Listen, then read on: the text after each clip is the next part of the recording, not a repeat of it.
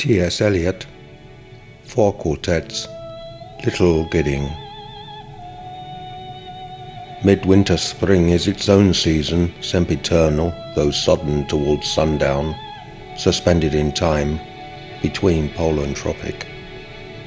When the short day is brightest, with frost and fire, the brief sun flames the ice on pond and ditches, in windless cold that is the heart's heat, reflecting in a watery mirror a glare that is blindness in the early afternoon.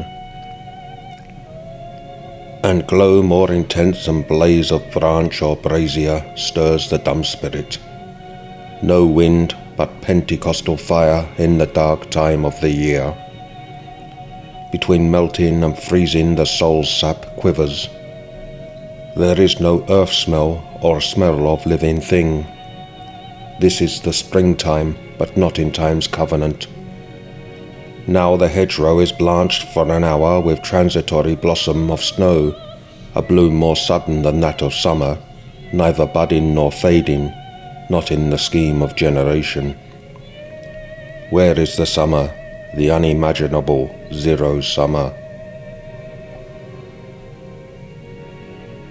If you came this way, taking the route you would be likely to take from the place you would be likely to come from, if you came this way in Maytime, you would find the hedges white again in May with voluptuary sweetness. It would be the same at the end of the journey, if you came at night like a broken king, if you came by day, not knowing what you came for. It would be the same when you leave the rough road and turn behind the pigsty to the dull facade and the tombstone. And what you thought you came for is only a shell, a husk of meaning from which the purpose breaks only when it is fulfilled, if at all. Either you had no purpose, or the purpose is beyond the end you figured and is altered in fulfillment. There are other places which also are at the world's end, some at the sea jaws, or over a dark lake, in a desert or a city. But this is the nearest, in place and time, now and in England. If you came this way, taking any route, starting from anywhere, at any time or at any season, it would always be the same. You would have to put off sense and notion. You are not here to verify, instruct yourself, or inform curiosity or carry report. You are here to kneel where prayer has been valid, and prayer is more than an order of words, the conscious occupation of the praying mind, or the sound of the voice praying. And what the dead had no speech for when living, they can tell you being dead. The communication of the dead is tongued with fire beyond the language of the living. Here, the intersection of the timeless moment is England and nowhere, never and always.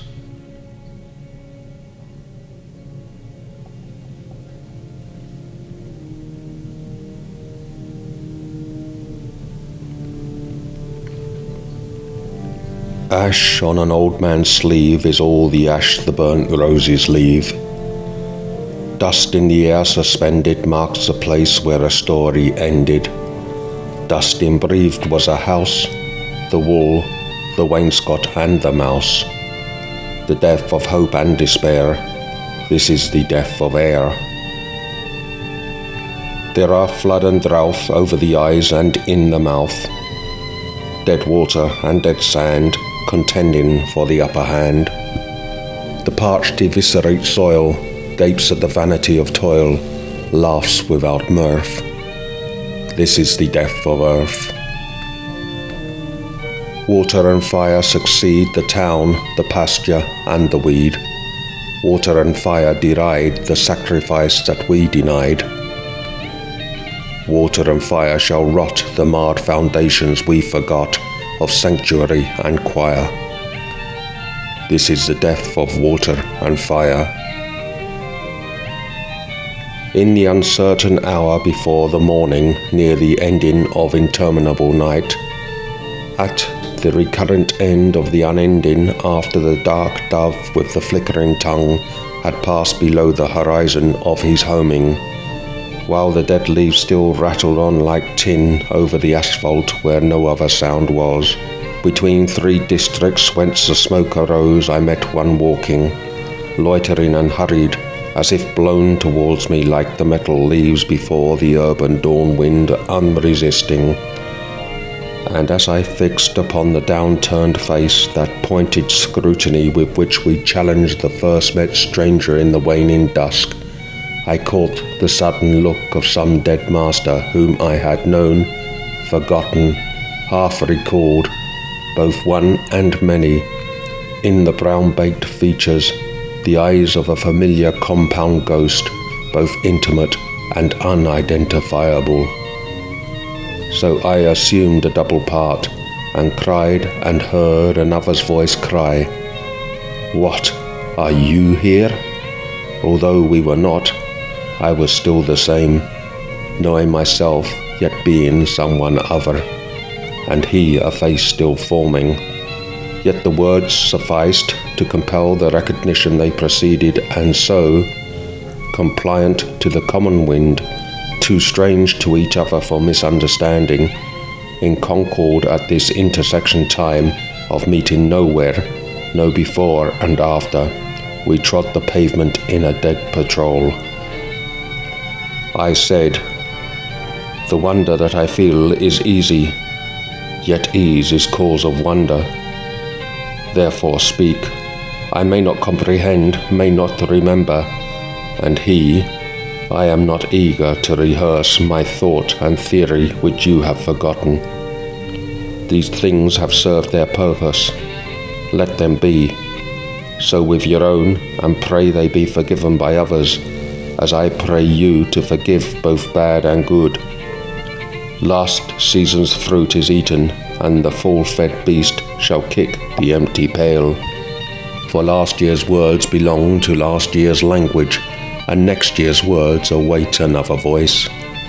But, as the passage now presents no hindrance to the spirit unappeased and peregrine between two worlds become much like each other, so I find words I never thought to speak in streets I never thought I should revisit when I left my body on a distant shore.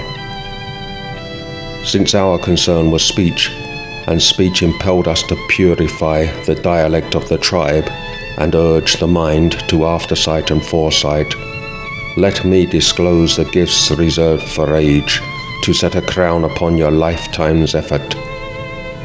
First, the cold friction of expiring sense without enchantment, offering no promise but bitter tastelessness of shadow fruit as body and soul begin to fall asunder.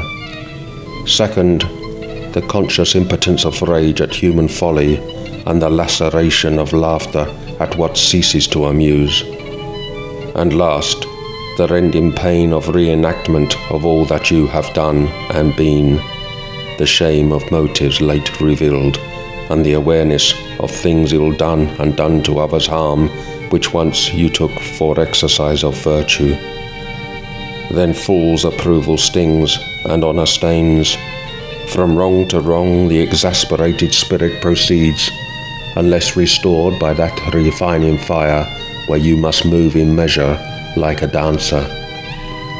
The day was breaking. In the disfigured street he left me with a kind of valediction, and faded on the blowing of the horn.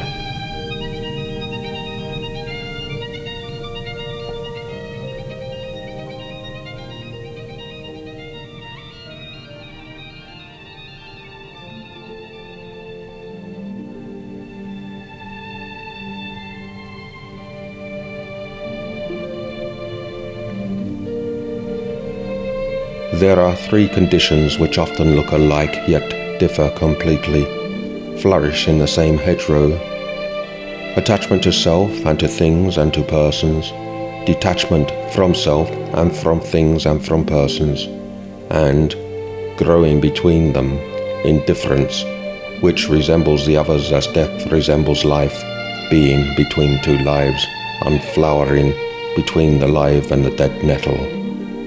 This is the use of memory, for liberation, not less of love, but expanding of love beyond desire, and so liberation from the future as well as the past.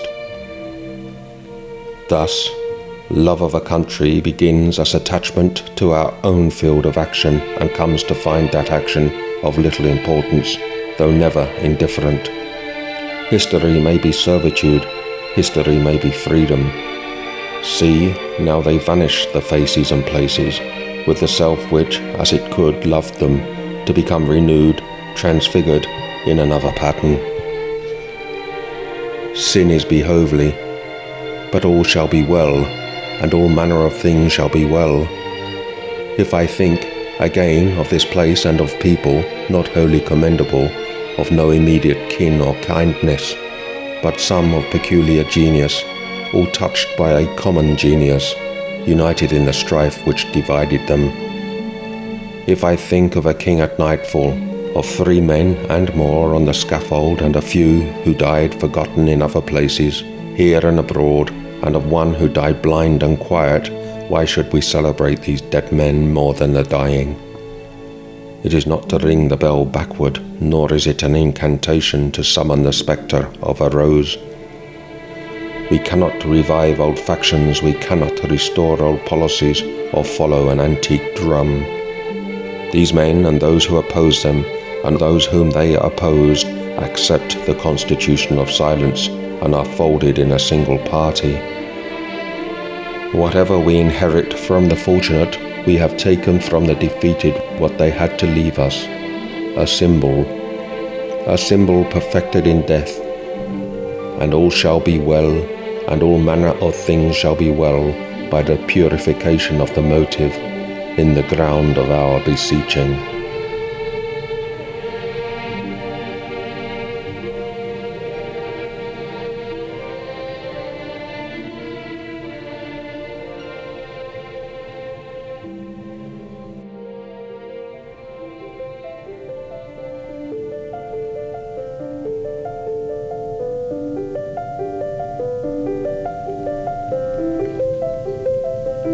The dove descending breaks the air with flame of incandescent terror, of which the tongues declare the one discharge from sin and error.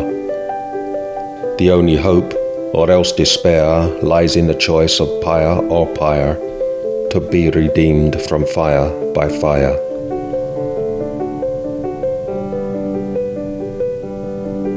Who then devised the torment? Love? Love is the unfamiliar name behind the hands that wove the intolerable shirt of flame which human power cannot remove. We only live, only suspire consumed by either fire or fire.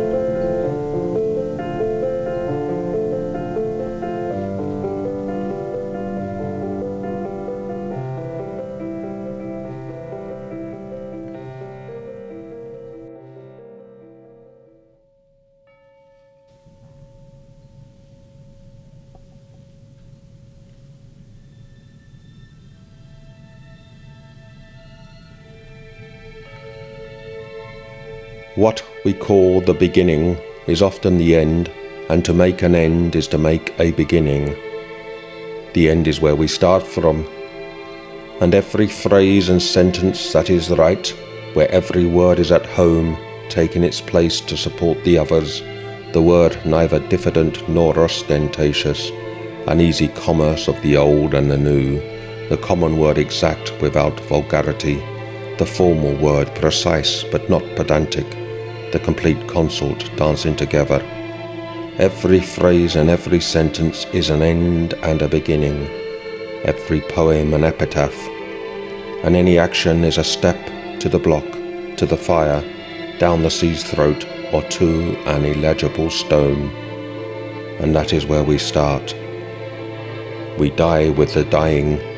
See, they depart, and we go with them. We are born with the dead. See, they return and bring us with them. The moment of the rose and the moment of the yew tree are of equal duration. A people without history is not redeemed from time. for history is a pattern of timeless moments. So, while the light falls on a winter's afternoon in a secluded chapel, history is now and England. With the drawing of this love and the voice of this calling, we shall not cease from exploration, and the end of all our exploring will be to arrive where we started and know the place for the first time. Through the unknown, remembered gate, when the last of earth left to discover, is that which was the beginning. At the source of the longest river, the voice of the hidden waterfall, and the children in the apple tree, not known, because not looked for, but heard, half heard, in the stillness between two waves of the sea. Quick now, here, now, always, a condition of complete simplicity, costing not less than everything, and all shall be well, and all manner of things shall be well, when the tongues of flame are enfolded into the crowned knot of fire, and the fire and the rose are one.